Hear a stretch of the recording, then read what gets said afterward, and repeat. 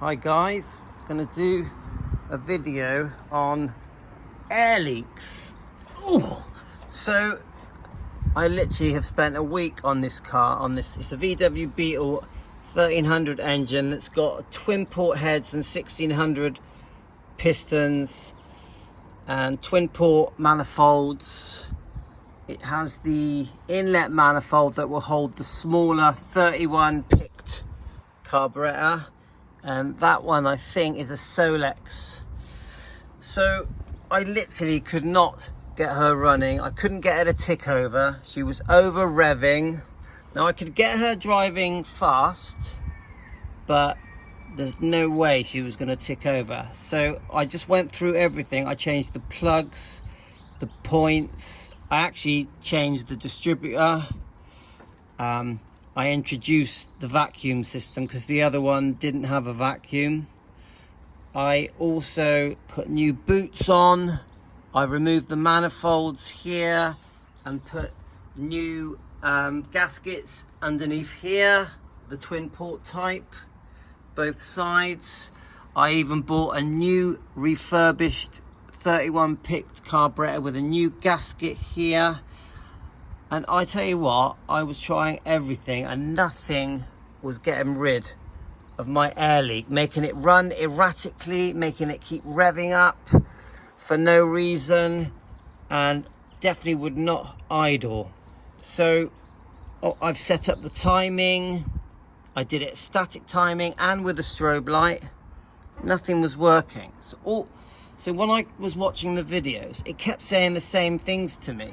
Either there's a leak in the gasket here, or there's a leak coming from those gaskets, that gasket in there, and it needs tightening more. Same this side, it needs tightening more under the gasket, under the manifold. What else was it saying? Make sure everything's plugged on the carb. So obviously you've got the vacuum running from here to here. And what else was it saying? Oh yeah, the boots, make sure they're not split. These boots here, both ends, because that will cause it. And there isn't actually much else that will cause an air vacuum leak. I made sure the air filter was properly connected, but I don't really think that was a problem. But I will say this, when I had the air filter on, it did run better. So I just kept going over everything over and over again, and eventually I just got to the point where I thought, I'm just going to retighten everything. So I retightened the two bolts here, which are difficult to get to. Don't round them off because they're a pain in the ass. Just try and get the right tools that can get a good grip. I retightened these, but the one round the back is almost impossible to get to. It's a 13mm. You need really to get a 30mm spanner and chop and cut it in half, and then you'll get round there.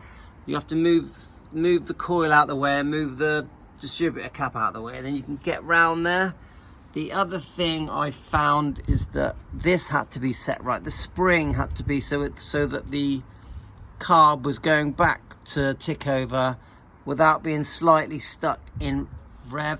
Now the setting I use on the carb is two turns out for idle, the big one, and 2.5 turns out for mixture, and that seems to work. You're not far out when you're in that position. So I retighten these screws here, I retighten these screws here, I retighten both manifolds like I just said, I retighten this, and I think the one that made the difference was when I put these clips, and they're still not quite tight enough, on the vacuum.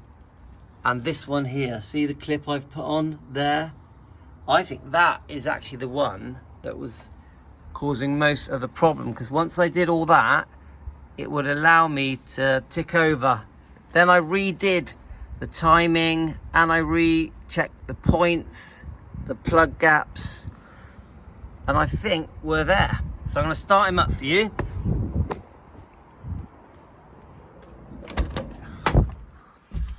Let's just hope that it's going to tick over, because no my luck it won't.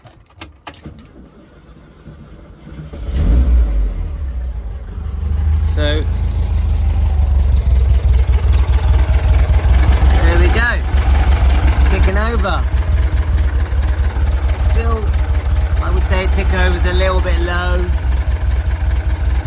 still very slightly erratic.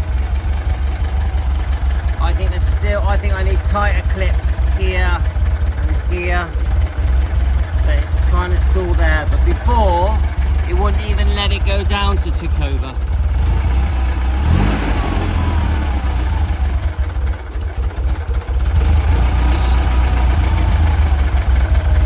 Still not perfect, but he is ticking over. Remember before, he would not tick over. I'm just going to add, I'm going to increase the air just slightly, because I think if the tick over was slightly higher, well actually it's warmed up a bit now. Don't forget the choke is off.